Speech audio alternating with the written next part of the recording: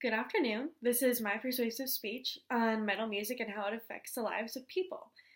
So, there are probably many things that come to mind when you think of metal music and people listening to metal music. I mean, think about it. You probably think those listening to that kind of heavy music are involved with drugs, gangs, they have tattoos and might have excessive drinking. Believe me, I've been there too. I used to think the same thing. Through my own research and my personal experiences with that heavy music community, I've learned otherwise. And I've actually learned that heavy and extreme music can be an emotional catharsis. It does not bring on mental illness, and it actually brings together a great community. And throughout this speech, I'm going to be diving into two um, findings from two different researches from four different people. And then I'm going to dive into my own personal experiences. And then we'll conclude. So the first research findings that I would like to talk about are findings from Paulo Rowe and Bernard Gruen from the University of South Australia. They interviewed several people ages from 18 to 24 in a very calm, natural conversation setting about music, specifically heavy and extreme music. And they asked them how they came to like this music, what has their experience been, and how it's added or taken away from their own lives. All participants involved in the interviews agreed that they felt a sense of belonging, protection, a family, and their social lives were improved. Rowe and Gurin agreed with the fact that some metal artists bring on the negativity in this community. For instance, Ozzy Osbourne biting off a dove head mid-concert. That was pure shock value, and it definitely left a big stain on the metal community. I mean, I can't tell you how many times that my own parents are afraid for me to go to a concert over the weekend because they're afraid that I'm going to see somebody kill an animal on stage. So it's shocking and it's unfortunate because it's just not all like that all the time. And the second truth that they acknowledged was that the public's opinion matters greatly for this topic.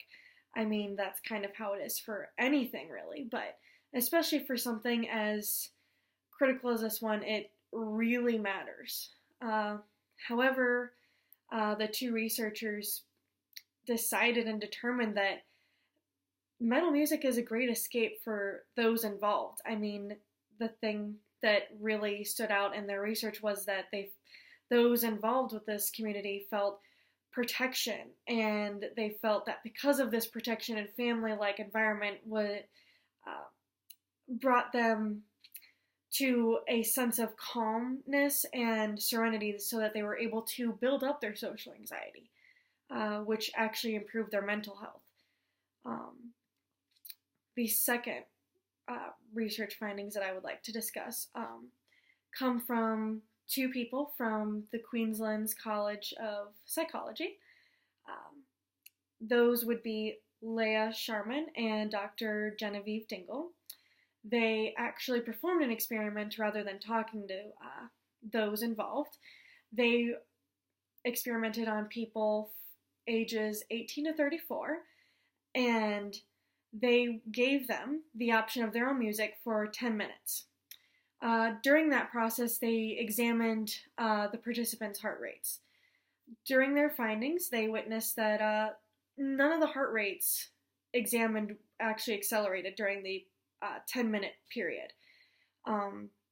Actually, they said that it reflected as if they were sitting in a room alone.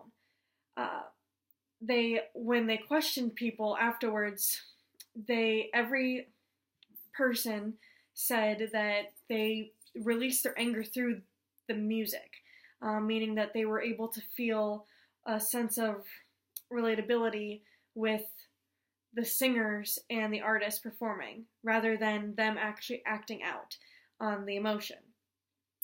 Because of this, Sharman and Dingle concluded that this is actually a healthy way to release anger and can actually provide benefits to mental health, because rather than acting out, they can actually just listen to something, which was really shocking to both of them.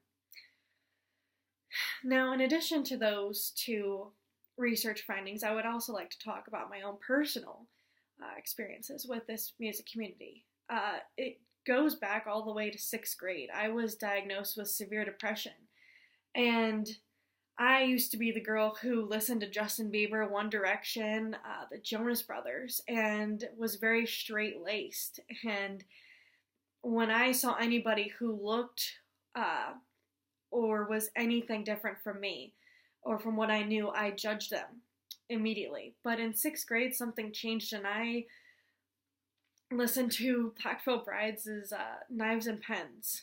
And it shook my world.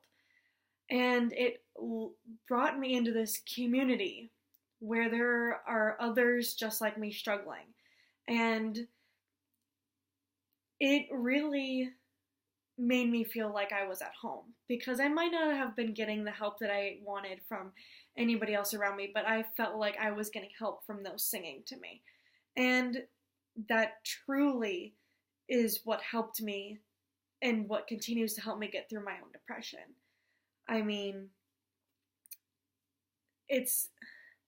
music saved my life is not just a cheesy bumper sticker saying to me. It rings true in my life.